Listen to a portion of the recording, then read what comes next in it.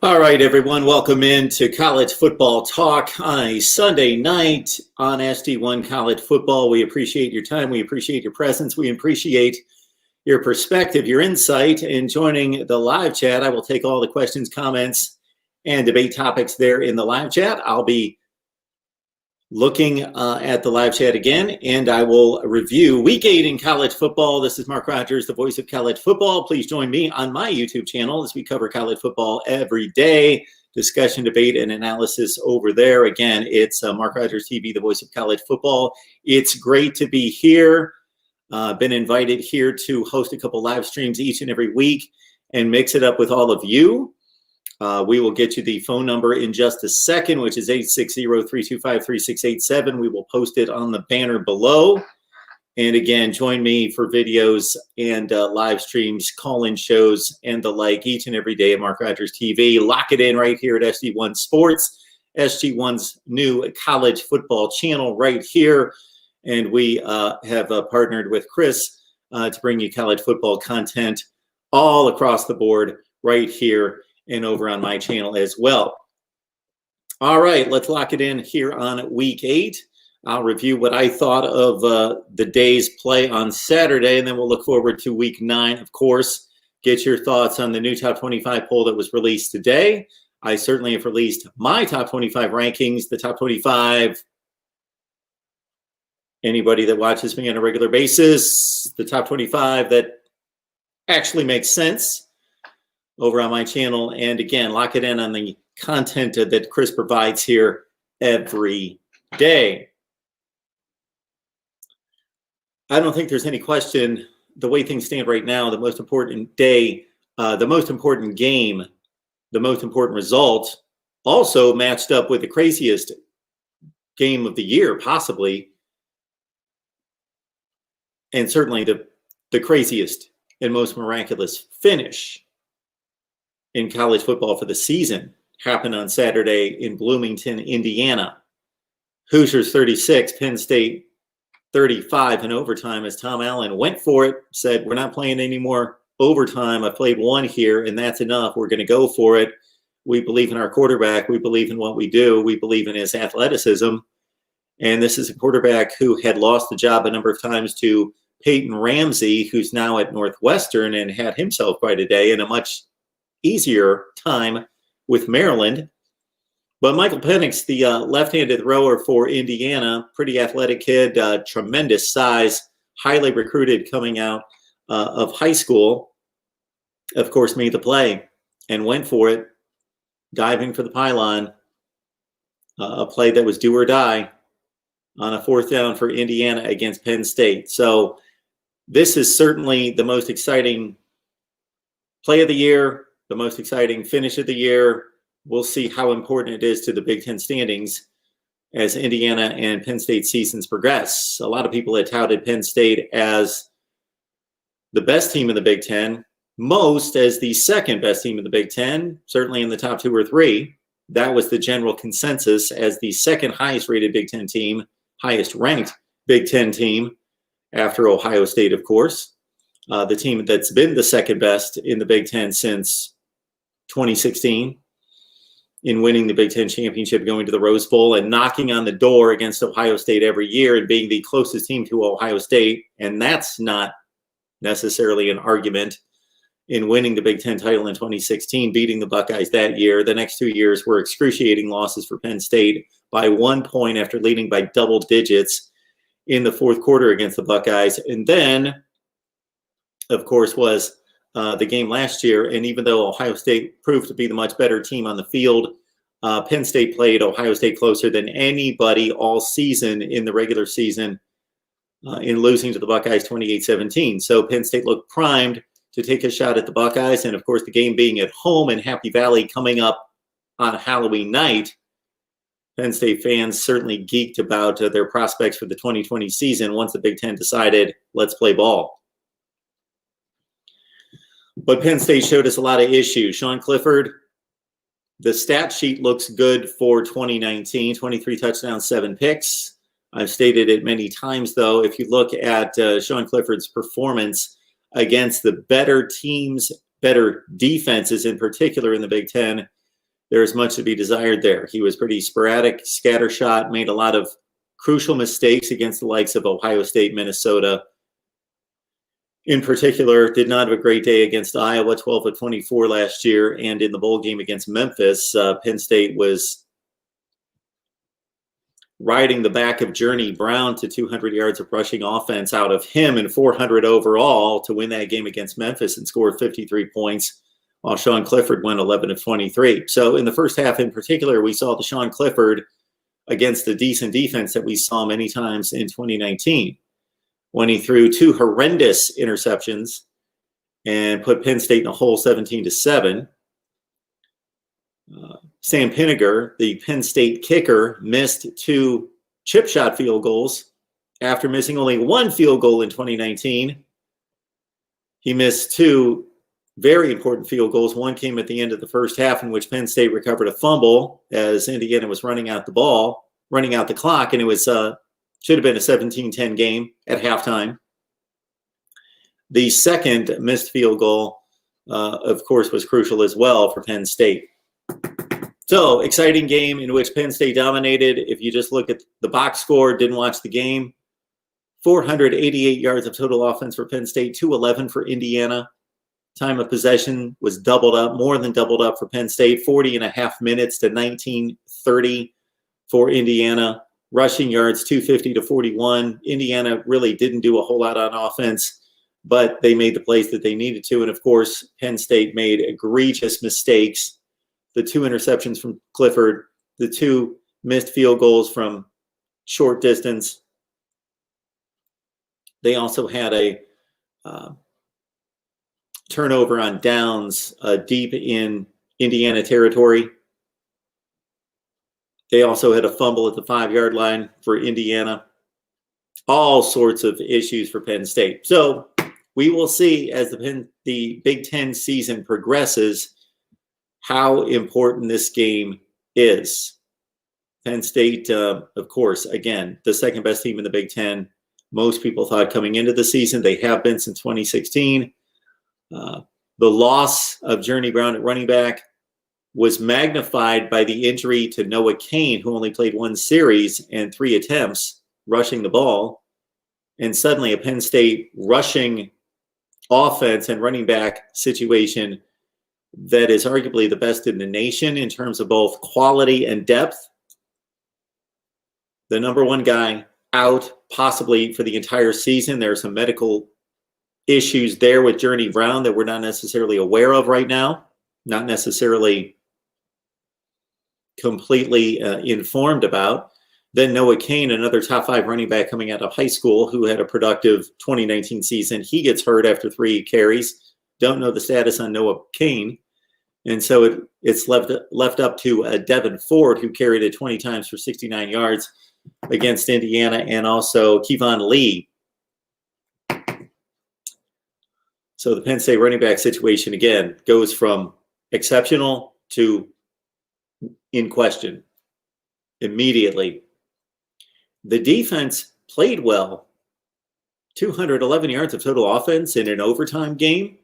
But what's very troubling is that once they scored the touchdown that should have not been attempted, the touchdown that put Penn State up 28-20, but they could have run the clock out, much like Todd Gurley did today for the Atlanta Falcons against the Detroit Lions. And then Matthew Stafford led a comeback down the field for the Lions, which produced the game-winning touchdown. Penn State turned the ball over on downs defensively, leading 21-20 with 90 seconds left. Had the ball at the Indiana 14, should have run out the clock, maybe scored with 5 seconds left. But they run it up the middle for 14 yards and a touchdown. James Franklin said after the game that they practiced that situation this week. So everyone should have known what to do in that situation. And that is, even if the defense is giving you the score, do not score, because you can only go up by 1 score. Unless Penn State wanted to go for 2, then they would go up 9. But of course, they would have risked not converting the 2-point play and only being up 7.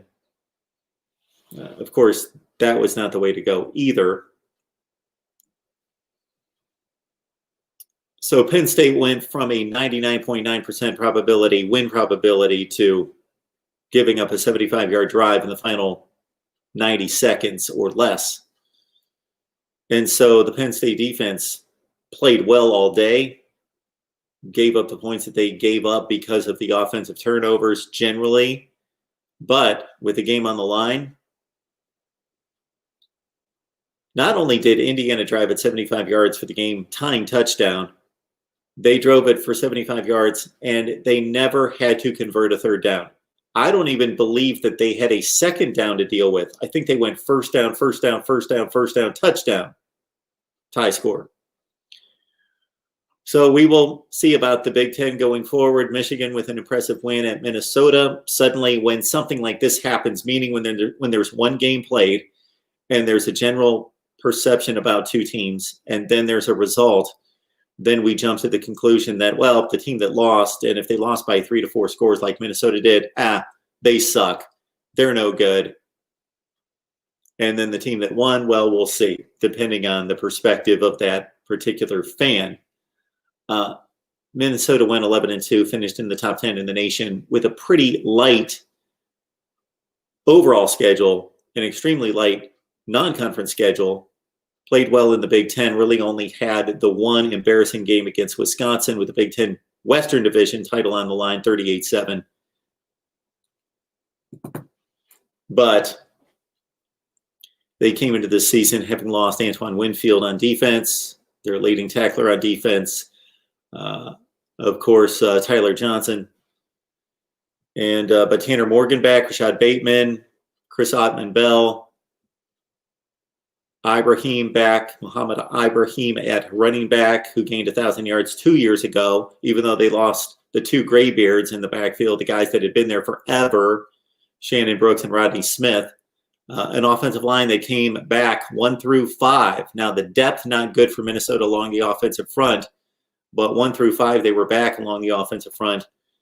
Just a 3.5-point underdog at home against Michigan. They get blown out in that game and torn up on the ground. Michigan's rushing attack, which could only muster about 2.5 to 3.5 yards per carry, actually 2 yards to 3.5 yards per carry against the good defenses last year, most of them, Wisconsin, Michigan State, Iowa, Ohio State, ran it down Minnesota's throat, 8+ yards per carry. And so, again, the Michigan victory looks good, but we need more information as the weeks unravel. All right. The number to call is right here, 860-325-3687. So this is a protected line, so that's not my phone number. And also, I don't see your phone number. I see 860-325-3687 when you call. It's a phone service. Just want to clarify that off the top. Again, I take call-in shows 2 and 3 and 4 times a week on my channel, Mark Rogers TV, so please check me out there. Again, that's the number, 860-325-3687. Let's check out the comments. Good to see Luke Walker in the chat. North Carolina at number 15 in my rankings, I believe. The top 25, that actually makes sense. Check that out on my channel. The Heels bounced back nicely against North Carolina State, missing their starting quarterback, Devin Leary, but still in blowout fashion, 41-7, whatever it was. I know it was 34-7 late, but North Carolina wins. We'll have to check out UNC's next game. Mason Wortham, good to see you. We got Infected Chris. Looks like I completely had to close YouTube and open it again. If you had latched onto the link that Chris provided earlier, I apologize for that, but I cannot run this current chat with all the graphics and to be able to post your comments to the screen and do all of that by using the link that Chris had sent out. I did not have access to that. All right. Ian, good to see you. So I see a number of people here, aside from Luke, that I'm not familiar with in the live chat, so it's great to see you. Again, it's Mark Rogers, the voice of college football. Please check me out on my YouTube channel, and whatever you'd like to discuss here, we will get to it. Yes, the channels have been restructured here at SD1 Sports. Chris has taken the main channel and made it a gaming channel, SG1, hence the name, and turned this into the college football dedicated channel. You will see me here every Sunday night at 6 o'clock Eastern Time. I will also be over on my channel throughout the week. And of course, I'll be here at SD1 Sports, SG1 College Football. I'm going to have to break that habit. SG1 College Football, I will be here every Sunday night at 6, every Friday night at 6 as well.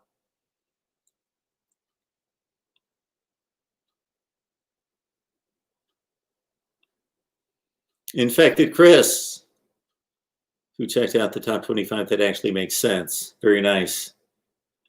All right, good question there from William. I did not see one play of the LSU South Carolina game. I was locked in on the other games. The stats looked amazing. I sit here from noon until 2 o'clock in the morning watching college football and providing analysis for all of you and taking calls and so forth. And I watched other games, did not watch South Carolina and LSU. I DVR'd the game. We'll see if we get to it this week.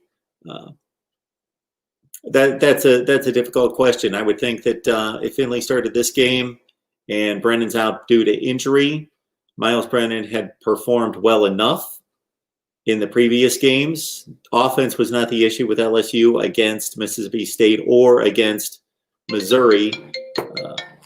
Brennan had a tremendous game, in particular against Missouri. All right, let's take our first call of the night. But again, I think that's pretty much of a toss-up call. And again, I did not see the South Carolina LSU game to make a call on Finley. Hey, it's Mark Rogers TV, the voice of college football here on SG1 College Football. How you doing? Hey, I just thought what y'all think about LSU this year.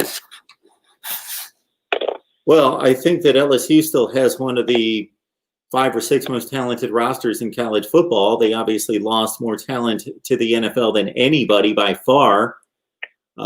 When you look at not necessarily the top of the draft, which Ohio State had 2 of the top 3 players drafted, but in its entirety, they lost the most talent, and it's clearly been shown by the way that they played. But they showed us last night what they can do because of that talent. So I would expect them to get better and better as the season progresses. Thinking about them cheerleaders or those badass and the big titties. So we'll clarify this in regards to the calls and also the live chat. Obviously, we need to monitor what goes on here on YouTube. This is a space that we rent from YouTube. So we don't need a bunch of morons making certain comments that are not necessarily deemed appropriate by the authorities there at YouTube, because they will flag us. And again,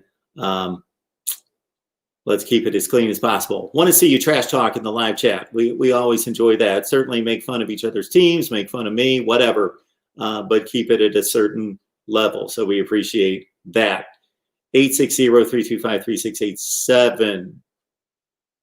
So part of that was I didn't necessarily could understand the gentleman. I heard a couple profanities, and I've been through this a number of times before. So we have to be mindful of that. All right, we got NCIS Fanatic 21 on the line. Good to see you. No, this is not my channel. Again, I will be here for SG1 College Football on Sundays and Friday nights at 6 o'clock Eastern Time. Good to see everybody on here. That must have been Mewtwo who gave me a ring.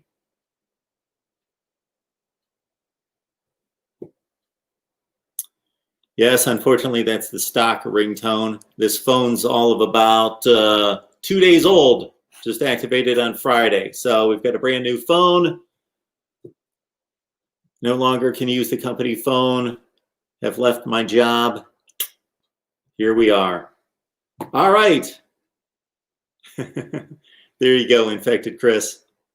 Good deal. All right, let's see. Oh, boy, somebody else is going to ask me about a team that I didn't watch yesterday. Another game I DVR'd, Iowa and Purdue. Nicholas says, what is Purdue's offensive potential pending Moore and Jeff Brom's return? Well, you've got a program there at Purdue where the best player is out, which is very peculiar in regards to the way this all played out, because Rondell Moore was, of course, going to play this season. And then when the Big Ten messed around and canceled the season, he opted out, as others did. And then when the season came back, he decided to come back, as others did, minus Micah Parsons. And then he came down with something. There was some type of, even the Big Ten Network could not report the issue with Rondell Moore leading into the game against Iowa. So we'll have to look more into that. I have certainly Googled and searched, and when the Big Ten Network is not reporting on Friday what happened to Rondell Moore and just says undisclosed situation, then who knows? Maybe he had he's really protecting himself against a slight injury, or we don't know what the situation is there. We also have a situation in which Jeff Brom is one of the premier offensive minds in college football. That's what got him the job at Purdue. And so from an offensive potential standpoint, that's a concern. However, they won the game against Iowa 24-20. A couple new quarterbacks in the game in that one. And there was a three-way competition for the starting job at Purdue. Jake Plummer was the player that had the most experience, but he didn't win the job.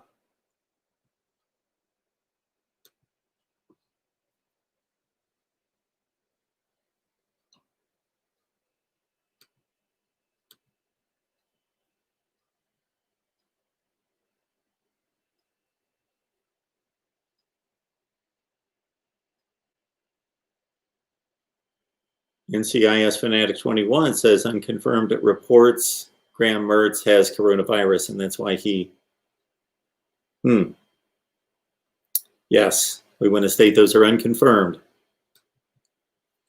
Graham Mertz, of course, and Justin Fields tied for the second most efficient day in the history of Big Ten passing at 20 of 21. Aiden O'Connell, yes, Aiden O'Connell. Absolutely. 31 of 50 for 282. So a very reserved passing game for Purdue. Didn't stretch the field, didn't get it down the field, but effective. 3 touchdowns, 2 interceptions.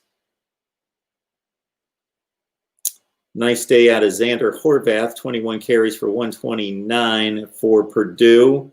And David Bell, one of their big recruits in recent years, following the Rondell Moore signing, which certainly brought more attention to Purdue and brought in better recruits, especially at the wide receiver position. David Bell, their second biggest wide receiver recruit in the last 5 or 6 years, had a huge day, 13 receptions for $121 and all 3 touchdown receptions. There was also a 3-man competition that I outlined a few days ago on my channel at Iowa, where Spencer Petras won that competition, hit on 22 of 39 for 265, no touchdowns and no picks. Tyler Goodson, who was the backup running back there at Iowa previously, is now the number 1 ball carrier, 16 of 77, his rushing line. Are the Bearcats a playoff team? Impressive showing out of Cincinnati last night, 42-13, running away from SMU as a 3-point underdog on the road. Cincinnati's issue is obviously the perception of the American Conference, even though the Americans played extremely well. Had a call there for a second. The Americans played extremely well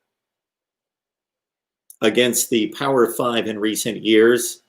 The issue with the Cincinnati is that the game that they had against Nebraska, and who knows how that would have been evaluated or judged based on Nebraska's performance throughout the Big Ten, but all those teams, whether it be Boise State, Cincinnati, Memphis, SMU, any of those teams that typically compete for that upper tier group of six or group of five New Year's Six slot and potentially a playoff spot, didn't get the one game that they really needed this year to prove themselves outside the group of five. And that's the one Power Five non-conference opponent that they typically scheduled. And again, for Cincinnati this year, it was Nebraska.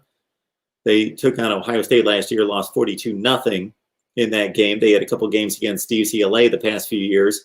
So Cincinnati not having that needs at least a 2-loss conference champion. So they're in good shape in the Big 12 to a certain extent if they can get Oklahoma State tagged with a few losses. But the way things are running, you've got a Clemson, Alabama, Ohio State triune making the playoffs. And so Cincinnati would need a whole lot of help. So are they good enough to make the playoffs? I think that they're probably at this point going to go undefeated. But again, the evaluation of the teams. So for some reason, every time I try to pick that call up, it's not coming through.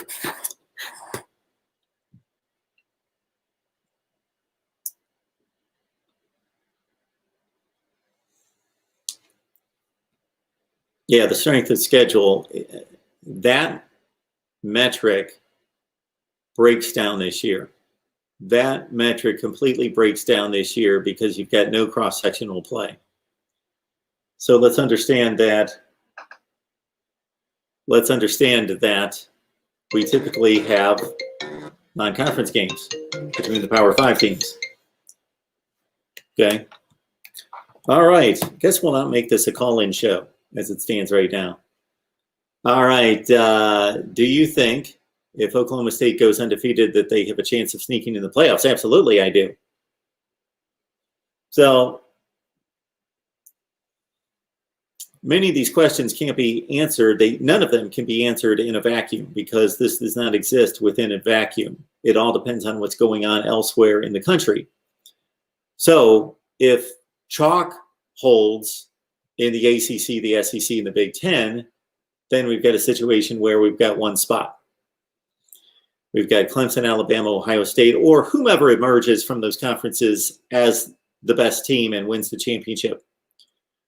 Whether that's, there's going to be some laughs out there, Michigan, or that's Notre Dame once they play Clemson in a couple of weeks. I'm just talking about a clear-cut champion in those three conferences. Now, the Big 12 issue is that if they had somebody like Iowa State, if Iowa State would have won that game against Oklahoma State yesterday, that would have been extremely damaging to the Big 12, of course, since Iowa State had already lost a game, and they had lost that game outside of the conference to a Sun Belt team. The Big 12 and the Pac-12 especially suffer from a perception issue because of their performances in the playoff and against the other conferences outside in non-conference play during the regular season. But absolutely, do they have a chance? They have a huge chance. They have a probability that they would make the playoffs as an undefeated team. Because the three champions are going to go from the three conferences that are currently playing the other conferences, the Big Ten, the SEC, and the ACC. The Pac-12 champion is going to have to run the table, go undefeated, and hope beyond belief. But Oklahoma State's in a good place right now. Now, they've not played the better teams in the conference, aside from Iowa State. The beginning of their schedule was light with West Virginia and Kansas. But here we go with Oklahoma State. I have said since the beginning, once we knew that there would be no non-conference games between the various teams, I determined that the fairest way to evaluate these teams is not to go on perception going into it that the Pac-12 is the worst conference and the ACC is horrible other than Clemson, and that the SEC is the best and the Big Ten is probably the second best. There's nothing to substantiate that this year.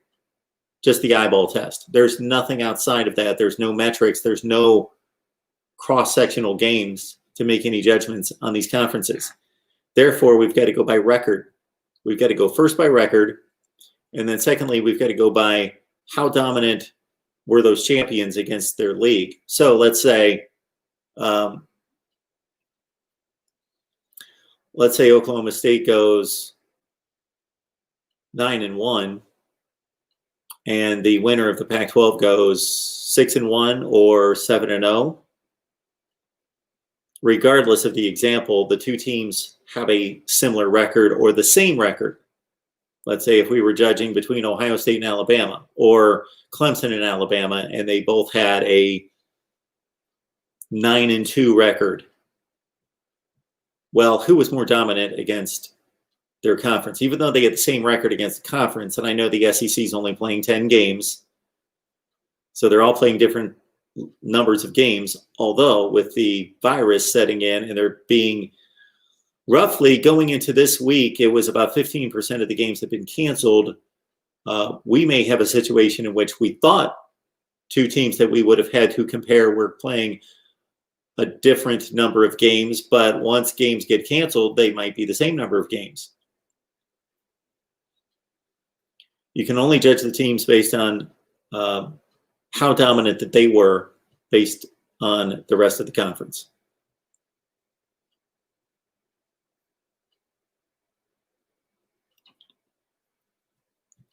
Carl, good to see you. Does Miami have a chance at the playoffs? Realistically, no. I don't believe they're good enough to make the playoffs. But if you're asking me, do they have a chance to make the playoffs? Yes, it's right there in front of them. If they win the rest of their games, and unless the only thing that will knock Miami out of an ACC championship game would be if Notre Dame beats Clemson. If Notre Dame beats Clemson, then Clemson has one loss, and they've got the tiebreaker on Miami. And Notre Dame has no losses, and that would be the rematch in the ACC title game would be Notre Dame and Clemson. Other than that, Miami has the opportunity right in front of them. If they win all their games, the only issue we have is to determine whether Notre Dame or Miami would be chosen for the ACC championship game. So if anybody can find, I have Googled this, I have looked all over the place for it. So we know the ACC or any conference's criteria for determining a division champion when there's a three-way, four-way tie. But in this crazy season in which we don't have divisions, we have just a second-place team making it, and it's not like the Big 12 where everyone plays each other, so there's a clear-cut second-place team. In the ACC, we could have an issue where Miami and Notre Dame tie for second place in the ACC, and they did not play each other. They are not scheduled to play. And so think about it. If it goes to common opponents, record against common opponents, that's going to be the same. They're going to be undefeated against with the one loss against the common opponents. So that is going to be difficult. I don't know that the ACC has publicly addressed that issue, potential issue. But if Notre Dame beats Clemson, then all of a sudden we could have some fireworks. We could have some interesting scenarios play out in the ACC.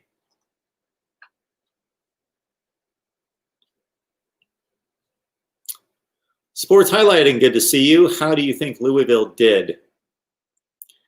So I do a Florida State show every Wednesday night at 6 o'clock Eastern time on my channel, so check it out.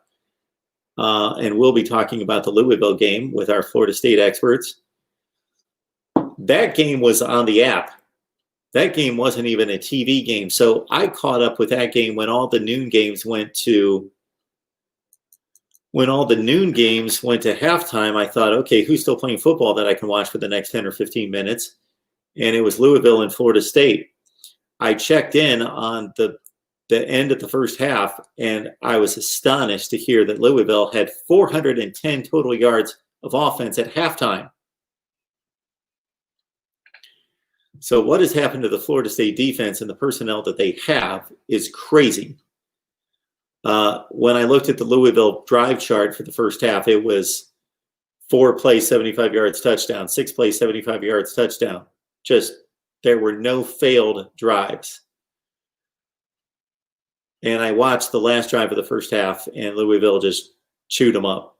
So Louisville, we know that they have exceptional offensive speed and skill players on that side of the ball.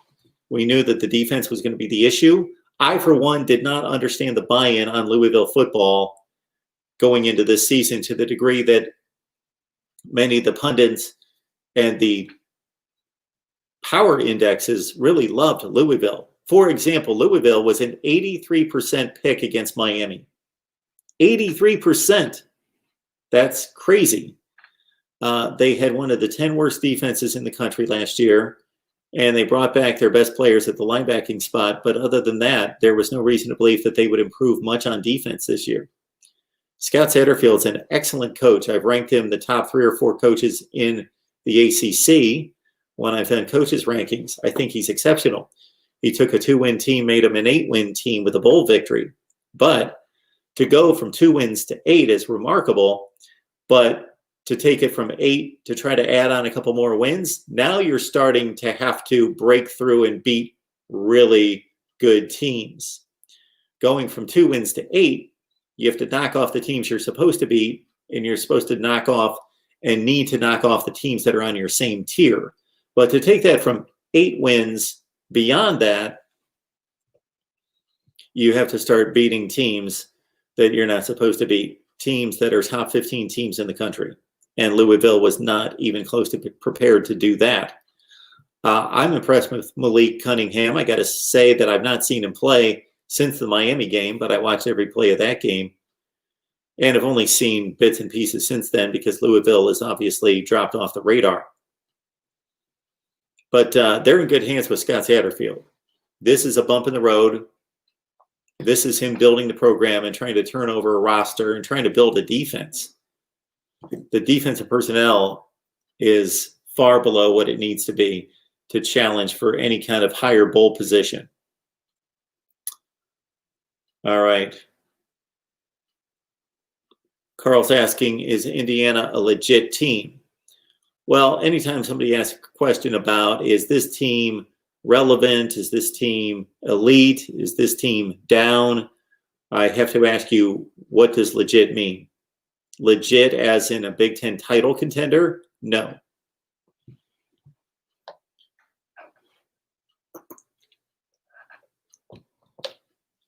Legit as in, are they a decent team, a top 35 to 40 team in the nation, as they were last year when they won 8 games in the regular season and blew a double-digit lead in the Gator Bowl against Tennessee and finished 8-5? Yeah, they're that team again.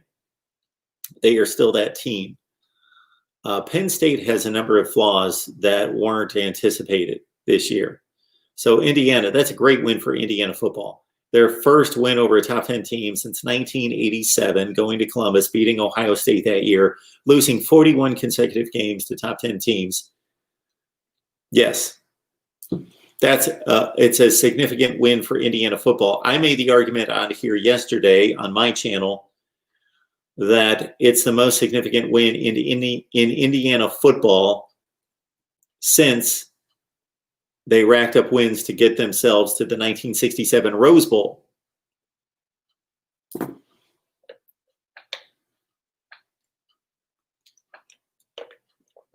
So is Indiana legit? Yeah, they're legit as a top 40 team in the country.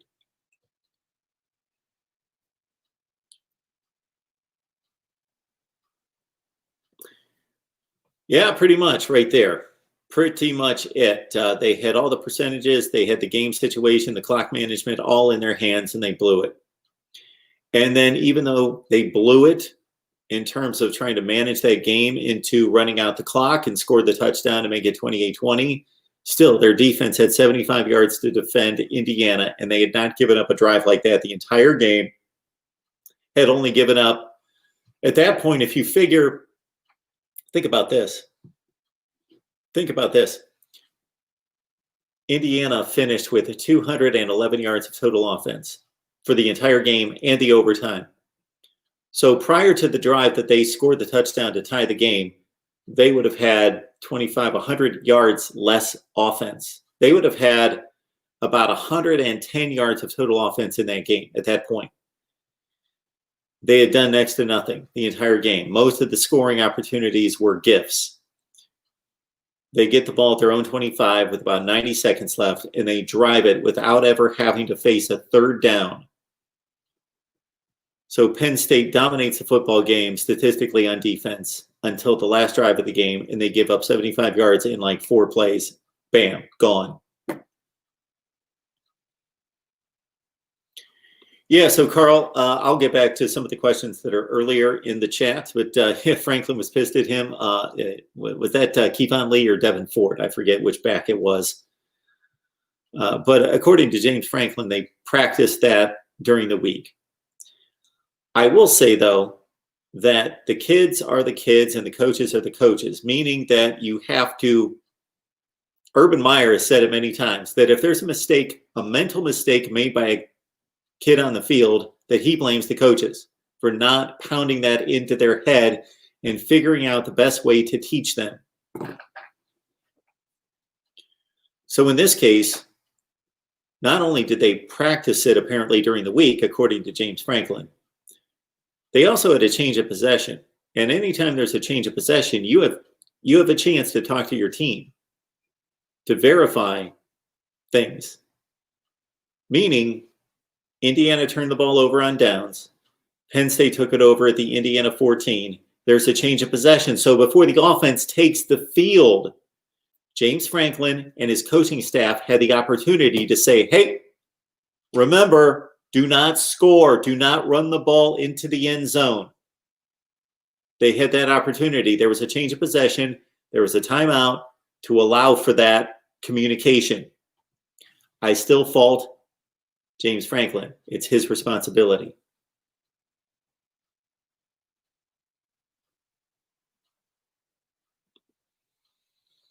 George 850 Kane, I would not rank Ohio State above Notre Dame yet. And I don't either. I've got Notre Dame ranked ahead of Ohio State right now. The Buckeyes and the rest of the Big Ten teams having only played 1 game.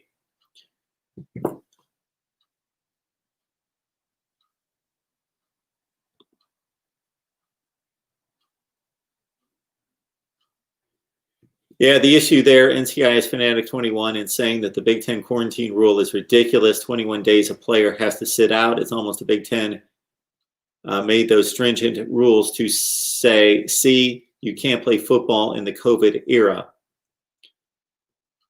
If the wrong team, the wrong situation occurs in the Big Ten, they are going to take out a huge chunk of the season.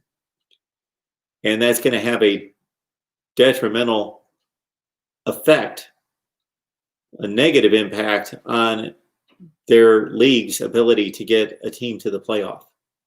So I would have used Rutgers as the classic example as the worst team in the league, but of course they beat Michigan State, and now Rutgers football, wow, 1-0. Big celebration. Greg Schiano's back and he's 1-0. So we'll take Maryland to beat that team. Let's say Maryland gets hit. Okay, not a huge deal. Depending on how those dominoes fall that are impacted by the Maryland coronavirus outbreak. What the Big Ten and Big Ten fans do not want to see, what would be the worst thing for the league, is obviously Ohio State and then other contending teams to get hit. Not just Ohio State, if we consider them to be the best team and the team in the league, but also the better teams on Ohio State's schedule. So the Big Ten didn't necessarily do, depending on your perspective, they either did Ohio State a huge favor by giving them 2 easy games in the Big Ten Western Division. They play Illinois, and of course, Nebraska. So no Minnesota, no Iowa, no Wisconsin. And I know the Hawkeyes and the Gophers just lost, but those were the three best teams last year, and most thought coming into this season. Ohio State was not given that Big Ten Western Division schedule. They were given Nebraska and Illinois. Illinois is almost for sure the worst team, and Nebraska, mid-tier team, most likely in the Big Ten Western Division. So either that's going to help Ohio State's record, or if they get into a situation where they trip up somewhere else, then their record's going to be scrutinized, and their opponents. And if there's an outbreak somewhere else that impacts the Michigan game, the Penn State game, and whomever else may emerge as a decent or good team like Indiana, then Ohio State could be placed in a situation where their resume takes a serious hit, even if they're not the team that has the outbreak. That's the concern. Raven 5787656. A lot of numbers there. Do you think Ohio State deserves to hop over Notre Dame after only playing one game? No. Against an unranked team, and Notre Dame is 5-0 and won 45-3 against a quality Pitt team. Well, I agree with you that Pitt's a quality team. I probably used that phrase in determining Pitt's level of play this year, but the more they play, the less quality they appear to be. They've now lost 4 consecutive games, and I thought Pitt, after coming out 3-0 and playing a couple of those decent teams that they played and beat at that point, was going to be a better team than what they've appeared to be the last 4 weeks. And their defense got annihilated by Notre Dame, which surprised me. Not that they lost to Notre Dame, not that they lost to the Irish by multiple scores, but that their defense was torched. Now, of course, their defense was placed in a horrible position by the offense, continually going 3 and out. And, of course, Kenny Pickett is out. And when you lose your starting quarterback, Joey Yellen played okay against Miami, especially in the third quarter. He started to work the passing game. I did not see the game against Notre Dame, but Joey Yellen obviously had huge issues against Notre Dame's defense and did not play well. He played better the week before, so I was hoping that Joey Yellen was going to, with another week of work with the first team in practice, the conventional thought would be that he was rushed into duty against Miami as the backup quarterback and named the starter pretty much within 24 hours of kickoff, that his improvement would have come the next week working with the ones in practice and preparing a full week for the game as the starter. But it didn't work out that way. He was something like 11 of 27 through 3 picks. So back to the Ohio State-Notre Dame comparison, I believe Ohio State's a better team, but I don't rank the teams based on how good they are, how good I believe they are. I rank them based on the resume. And Notre Dame has a much deeper resume, of course, right now than Ohio State, despite their struggles against Duke and against Louisville and against Florida State to a certain extent, and Ohio State's borderline dominance against Nebraska. In watching almost that entire game, I wouldn't say that Ohio State was dominant, but I also wouldn't argue with anyone who said that they were dominant. They won 52-17. They were clearly the better team.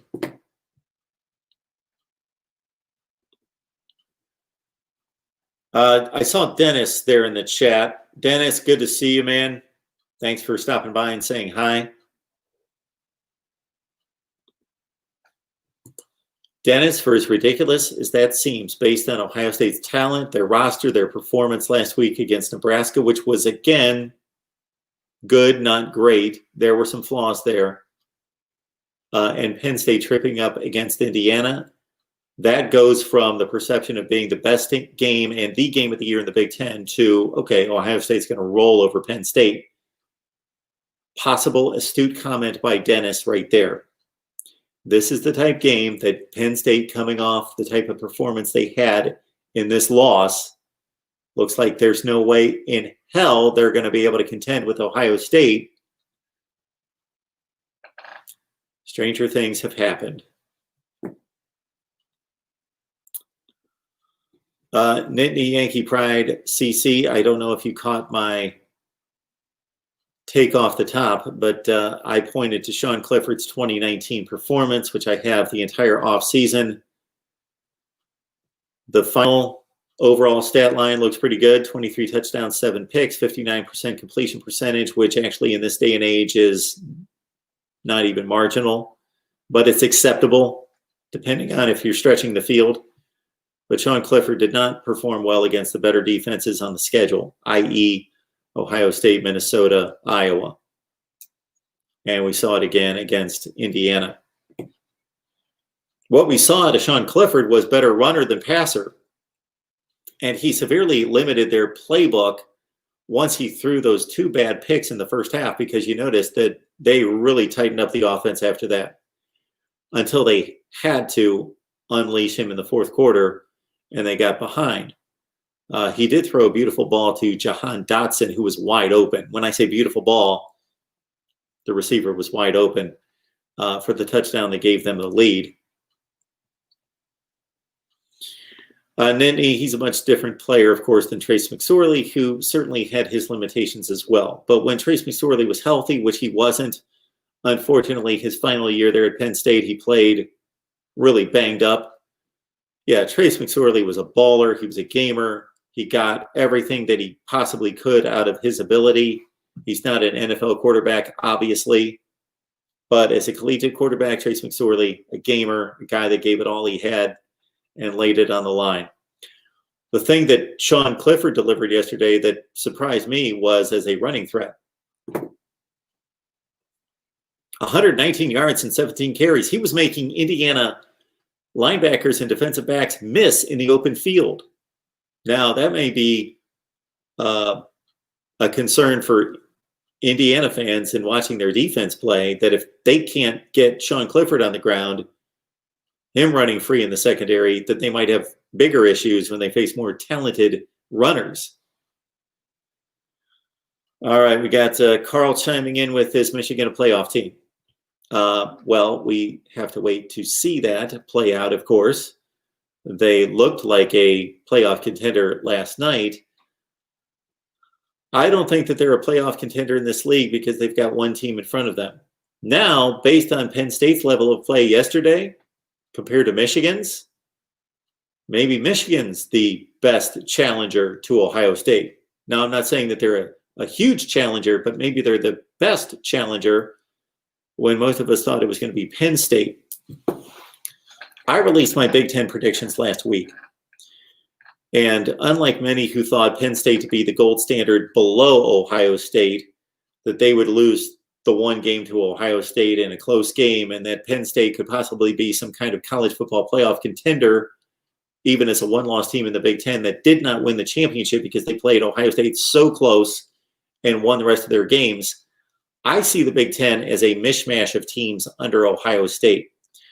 I picked Penn State, Michigan, Iowa, and Wisconsin all to go 6-3.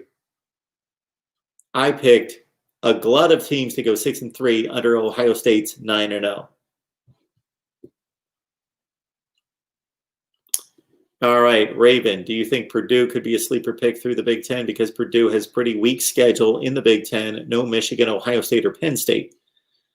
So tremendous take from Raven right there, because the schedule discrepancies become even more acute, even more pronounced in this format. So let's look at the Boilers. So they got a big win yesterday in beating Iowa. I may pop that game in late night, although I see that my connection's been interrupted. What's going on there?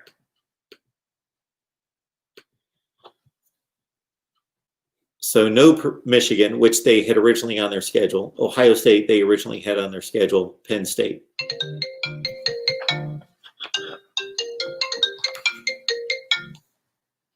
Press 1 to start the call, or 2 to... The call will start at the beep. All right, here we go. Mark Rogers TV, the voice of college football, here on SG1 College Football. How are we doing today?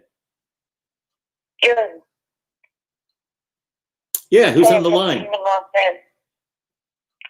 wondering despite the embarrassment yesterday.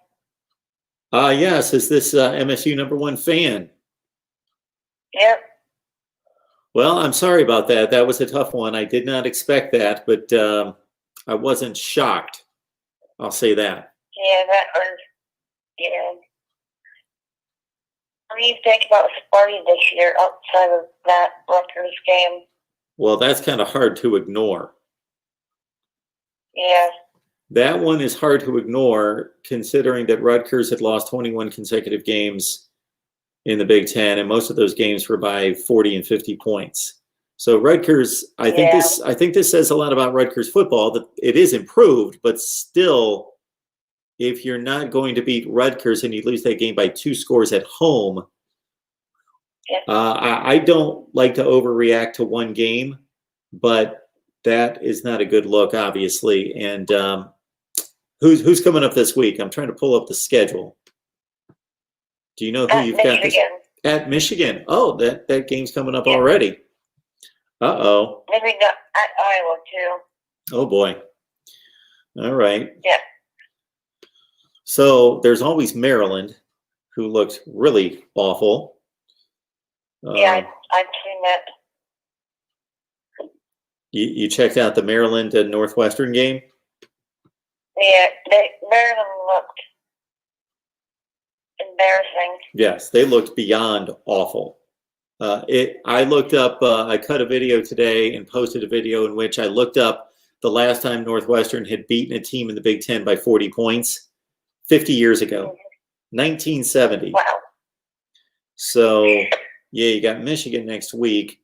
I was interested to see your quarterback since I know that there was a 3-way competition and they went with, they went with the most experienced guy, Rocky Lombardi, who had, I think, 16 games played in 3 starts before the game Saturday.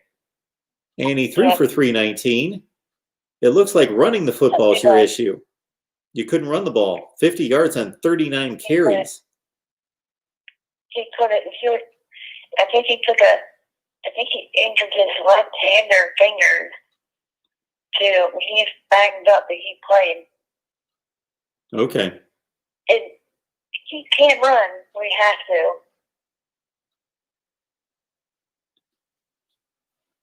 You're saying Lombardi was injured? He can run when he has to.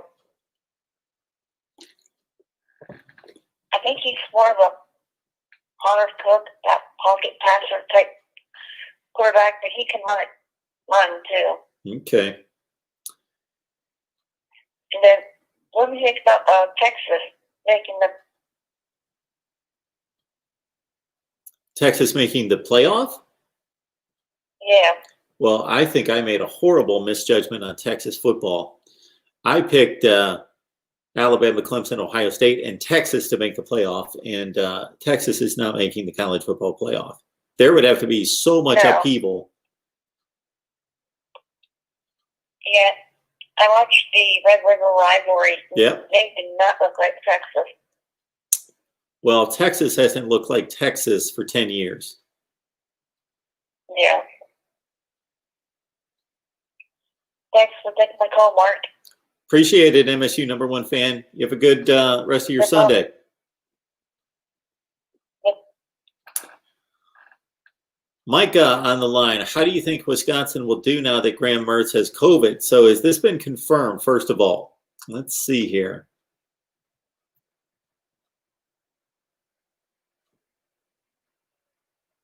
Secondly, then we need to know the status of one Jack Cohn, because then we're going to our third stringer there at Wisconsin. And we've got an interesting development.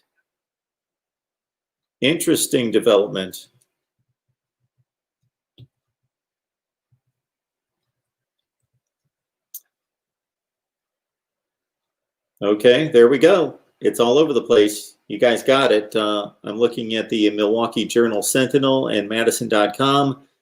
Badgers quarterback Graham Mertz awaiting second test to confirm possible COVID-19 infection. So he's going through a second test. Okay, 1 hour ago. So since we've been on the line here, this has been confirmed. Micah, yeah, Jack Cohn, I knew that he was injured, but I didn't know how long, and we're waiting on a second test. So, man, we got to dig deep into the Wisconsin depth chart for quarterback number 3. And who did the Badgers have coming up this week?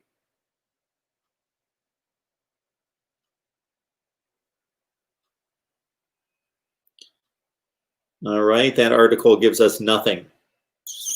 Nothing on the quarterback situation at Wisconsin. So we need a real Wisconsin expert right now. We're diving 3 deep.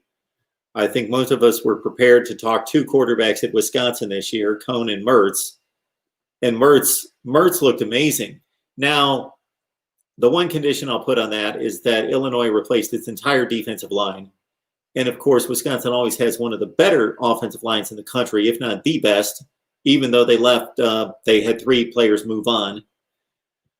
But he was sitting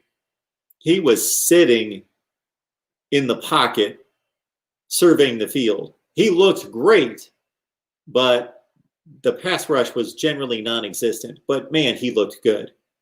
Okay, Micah's filling us in right here. Chase Wolf. All right, Chase Wolf. Let's all get familiar with Chase Wolf. And let's go to the trusty 247 composite. Chase Wolf, 247 composite here. He was signed out of St. Xavier in Cincinnati. So that's a football powerhouse, juggernaut, royalty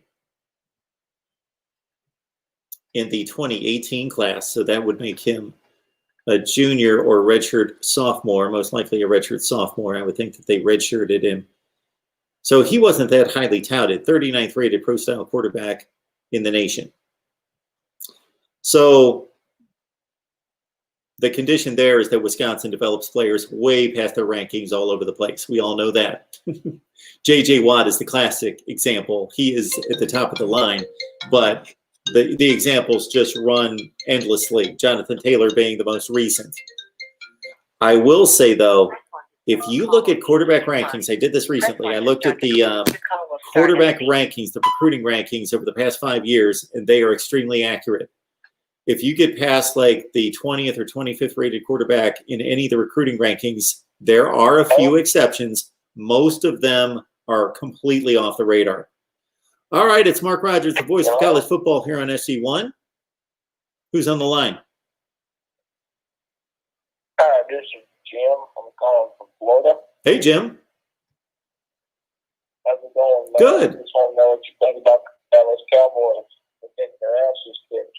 Well, the Cowboys, let's see. Yeah, well, I watched them last Monday night, and they look like a completely helpless team. And, of course, Andy Dalton got knocked out today, and they brought in DiNucci. And, yeah, they're a wreck. If they can't put up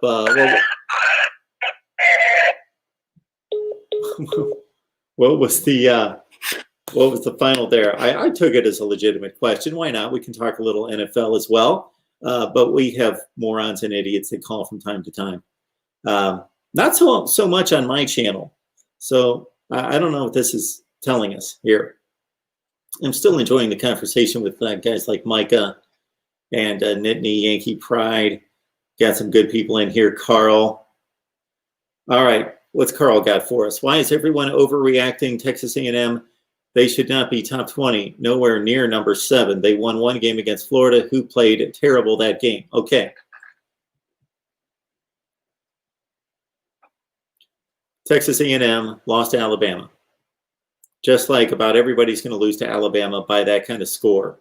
The way Alabama's playing right now, Carl, it's looking like circa like 09 through just a couple of years ago when you could be a top 15 team in the country in the SEC, finish the season 10-2, 9-3, go win a bowl game against somebody else really good in another conference. You could be that LSU, that Florida, that Tennessee from years back, Georgia and others, at times Auburn, and still lose to Alabama by 4 touchdowns. So Texas A&M lost to Alabama by 4 touchdowns. How do we rate that loss, though? Is it really that bad? No. And they did beat Florida. How good Florida? We can play this game, and until we have more data points and more games to evaluate, we're going to run into that. We're going to chase our tail on that. You can say Texas A&M beat Florida, and we thought Florida was really good, but how good is Florida? Well, they only beat Ole Miss and South Carolina, so we need to see more out of Florida to know truly, are they as good as we thought they were? Well, defensively, they're not, but I have Texas A&M ranked that high as well. Their loss is Alabama. They've got a tremendous win against Florida that has to be ranked as one of the better wins in the country. Try to name me 10 better wins in the country than beating Florida. That's going to be difficult. I don't think they're out there. So they did win that game. The Vandy game was ugly, but it was still a win. And they're 3-1. What's the other win on the board? It's Texas A&M beat Mississippi State. I watched that game. It wasn't close. It was 28-14, but it was not that close. Dominated that game. Had a ricochet interception against them for a touchdown. That was a complete fluke.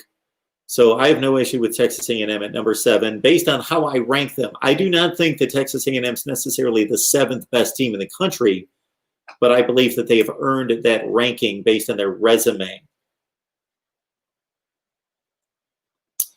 That's a good game right there. That's a good little matchup right there, Cincinnati and Tulsa, because I watched the Tulsa-Oklahoma State game. And, of course, Tulsa led that game in the fourth quarter before they lost and gave up 3 scores in the fourth quarter. But played Oklahoma State very close, although the Cowboys were compromised by losing Spencer Sanders after only 2 passes in that game. But then Tulsa turned around and beat UCF in a big comeback. I think Cincinnati's a better team. I think Cincinnati really showed us the kind of defensive team that they had in beating SMU in resounding fashion, giving up 16 points to SMU. That's impressive. There you go. Cincinnati has been good. Tulsa kept it close against Oklahoma State. And again, they beat UCF down by 3 scores, came back and won that game.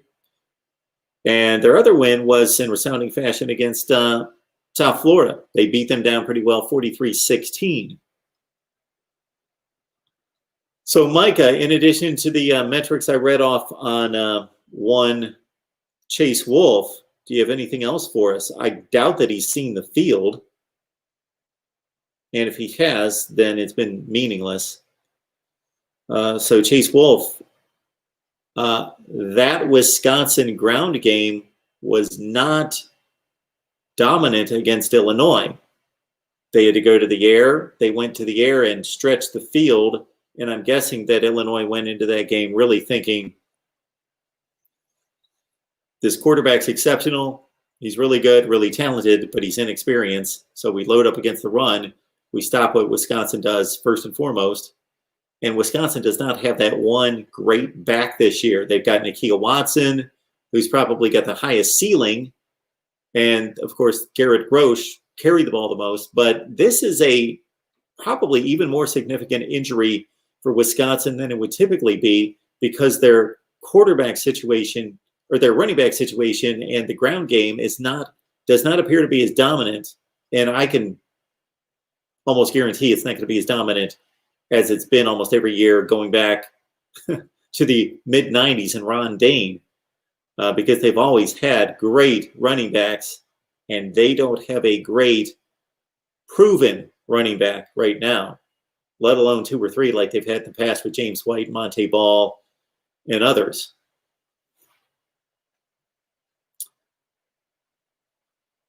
Toasty. Do you think the loss Penn State had to Indiana ruins their playoff chances completely? Well, not completely, no. If they win the rest of their games, they're going to go to the Big Ten Championship and win it, and they're going to finish 9-1, or they're going to finish 8-1.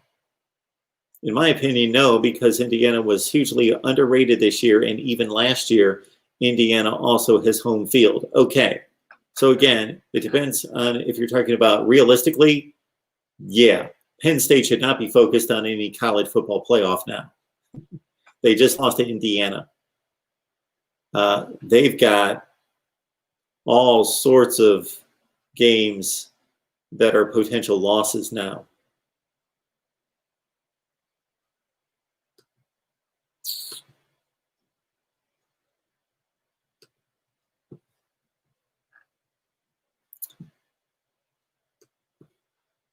Ohio State coming up this week.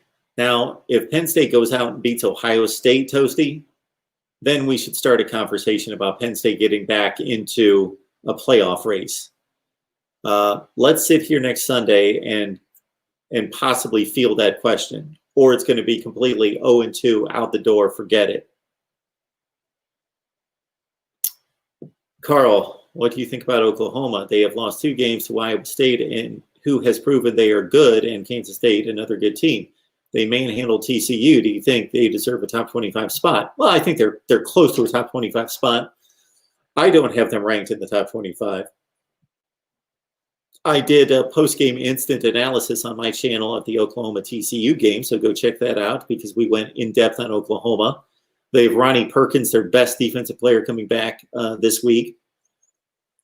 Spencer Rattler was in a position against TCU. See, they got out and they jumped out and they grabbed a lead, and so they didn't have to have Spencer Rattler throw the ball 50 times. And he went 13 for 22 and really maxed out on the yardage, really extended the field, 332 yards on 13 completions. So really good game from Rattler because they supported him with a run for the first time this year. The running game's been off at Oklahoma.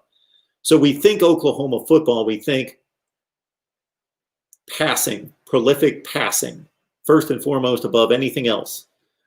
But Oklahoma's been a dominant running team during this era under Lincoln Riley, and before that, Bob Stoops. In the playoff era, they've been a dominant running team, and they were only averaging 3.5 yards per carry for the first 3 or 4 games.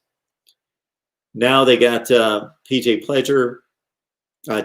Pledger cranked up against TCU for 120-some yards, and they ran the ball, and they got the lead, and then Spencer Rattler didn't have to shoulder the burden. So that was key in that game. I believe Oklahoma is going to be fine. They're not a playoff team. They're not even a Big 12 championship team, most likely this year. They've already lost the 2 games. Oklahoma State's at 0, so it's possible.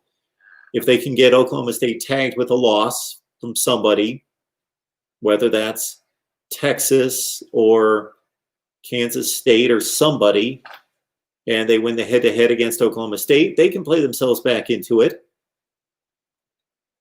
Do I think they're one of the 25 best teams in the country? Yeah, they are.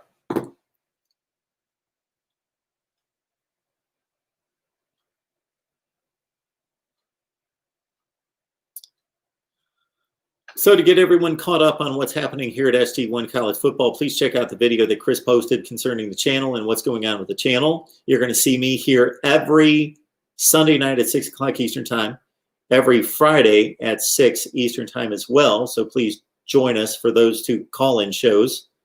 Join in the live chat. It was great to see a number of people that I've never seen before. So I got Luke and NCIS Fanatic 21 and MSU #1 fan that are regulars on my channel coming over, but Carl and Havoc and Micah and Nittany, Yankee Pride, Infected Chris. Great to see all of you. Raven. So Ronald as well. Check out my channel, Mark Ryder TV, the voice of college football. And see if you like what we've got over there. That's not what I tried to pull up. But you can join me on Patreon too. But please check out my work at Mark Ryder TV. See if you like what we do.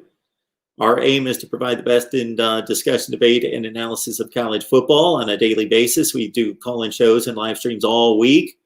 We've got a new Nebraska show starting this Thursday. And again, you can join me on Patreon where we've got predictions and insider betting advice and an insider look into college football. All right. Thank you, sir. Appreciate that. I'll be back here again Friday night at 6. I'll be on my channel. If you want more call-in shows, and typically we get many more calls, we only have about 10 on the line here. we do more like 200 on the line on my channel because people are more, we got to grow this. We got to build it here as well. But I'll be on at midnight for you folks that like to stay up late. I'll be on at midnight tonight on my channel, Mark Rogers TV. Thank you, Havoc. I appreciate that. Check out what we do there. I think you'll like it. You'll find a lot of good people there. So we appreciate it. Anybody who's not subscribed here, subscribe to Chris's channel, SG1 College Football as well. And again, Havoc, appreciate that. I got a call-in show tonight at midnight after I spend some time with my boy tonight. So got to get something good to eat, spend some time with my family, and I will see everyone tonight at midnight Eastern Time at Mark Rogers TV. Be back here Friday at 6 Eastern as well. I won't even try to go through all the changes here. Chris has already outlined those, so check out the video. And I won't even try to let you know all the content and programming schedule that I have lined up at Mark Rogers TV. So join us there. Appreciate it. We'll see you soon. Enjoy the rest of the football weekend.